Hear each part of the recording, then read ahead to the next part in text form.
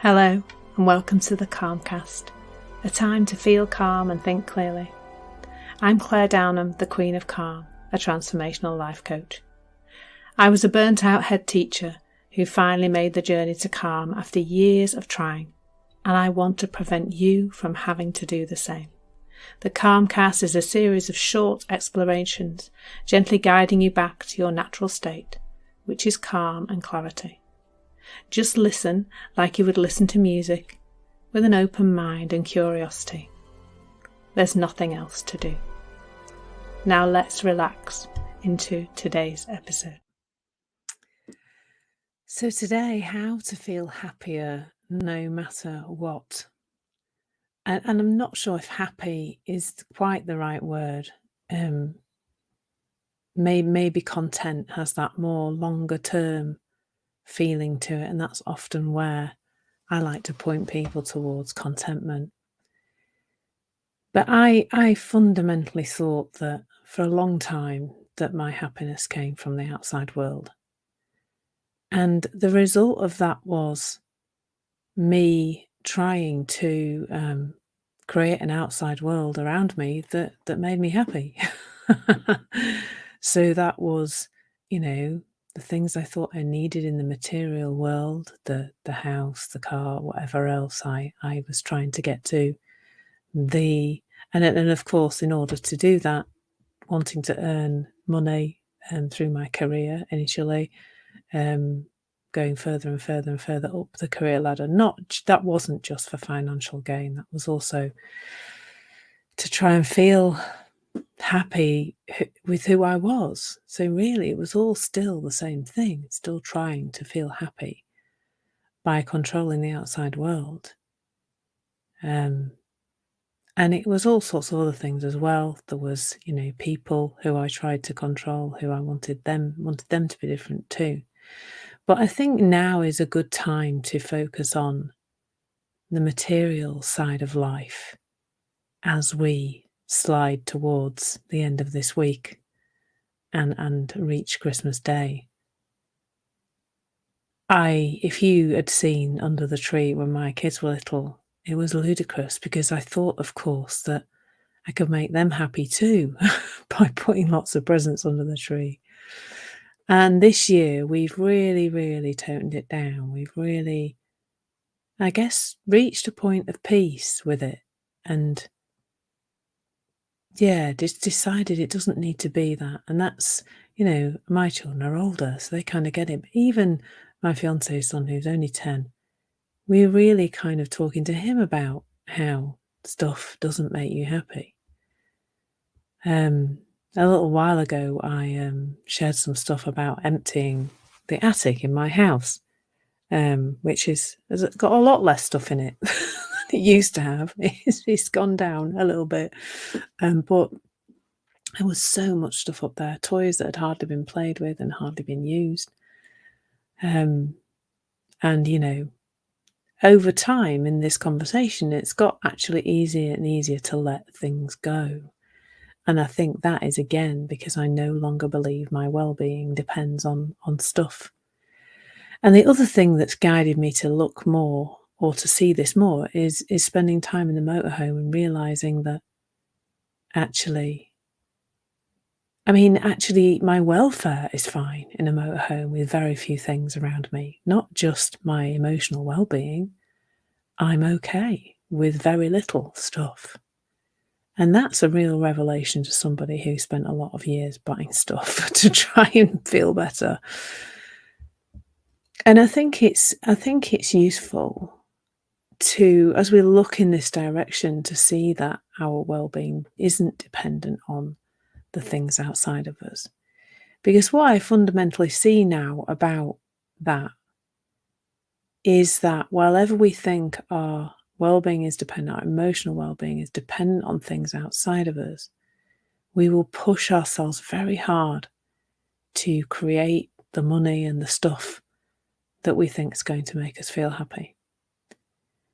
And the little phrase to watch out for is, when I have X, when X is a particular way in my outside world, and that can be a thing or an amount of money or a number of clients or my child's behaviour or my own how I'm feeling even, or, you know, uh, stuff, cars, houses, whatever you like.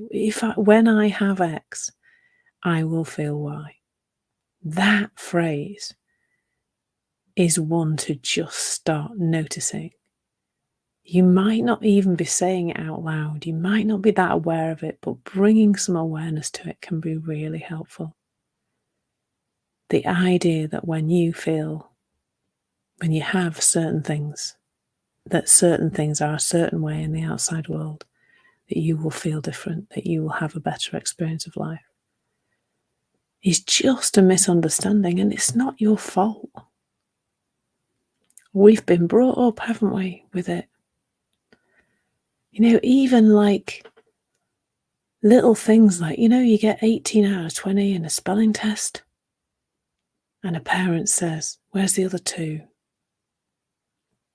Now, they might mean that jokingly, that they're innocent too, but we start to learn that in order to have the approval of other people, but even then, over time, the approval of ourselves, we need that extra 2 correct spellings or whatever else it is. It gets bigger and bigger. It gets way beyond 2 extra correct spellings, doesn't it, in life? And that's perpetuated all around us. All the time. All the time we are being pointed to this idea that once certain things are a certain way in our outside world, we can be okay. And we then, me as a mother, I know I applied that to my children. Well, if they've got this opportunity and those things, etc., they're going to be okay. And I really do see now that, you can watch and read a lot of things about burnout and a lot of reasons why burnout happens. There is still a lot, unfortunately, of blaming the outside world for burnout. But burnout is fundamentally a misunderstanding about where our feelings are coming from. It's all human suffering is caused by that misunderstanding. For me, it was from the creation of this idea that things outside of me needed to be a certain way for me to be okay. I then pushed and shoved and worked really hard to try and create those things. Not just in my job, but more so actually in my personal life. That I wanted people to behave a certain way. I wanted circumstances to be a certain way. And that gave me 2 things in the world. It gave me a lot to do, which was tiring, of course. And it also gave me a lot to think about. It's really interesting. What's coming to mind right now, which is a bit bizarre, but I'm going to go for it anyway, is that there's a young couple in Emmerdale at the moment, two young men, and one of them is a career lawyer. He's really, really passionate about his career and going up his career, and the other one's an electrician. So he's a bit more chilled. He's got his own business, but he's not quite as desperate to please anybody in a particular business. So the lawyer guy is desperate to please his bosses, one particular boss, one particular partner. And you can see that he's really starting to go overboard in terms of trying to make himself appealing to this man. But the trouble is, the electrician, he's getting pulled into it too, to the point where the guy's boss has behaved a little bit inappropriately towards the electrician guy, and the electrician guy's kind of just pushing down his wisdom because he doesn't want to upset the apple cart so that his partner doesn't get the promotion he wants so it gets into everything, doesn't it? There's a young man there really pushing hard to have his career be particular way because he's being driven by the need to feel better. And then his partner's even getting involved and getting pulled into it because he wants to make sure his partner's okay and has the career opportunities that he wants because he knows it matters to him and he loves him. So you can see how it just pervades everything. Everything. Until we see it. And when we see it, we just start to question it a little bit more.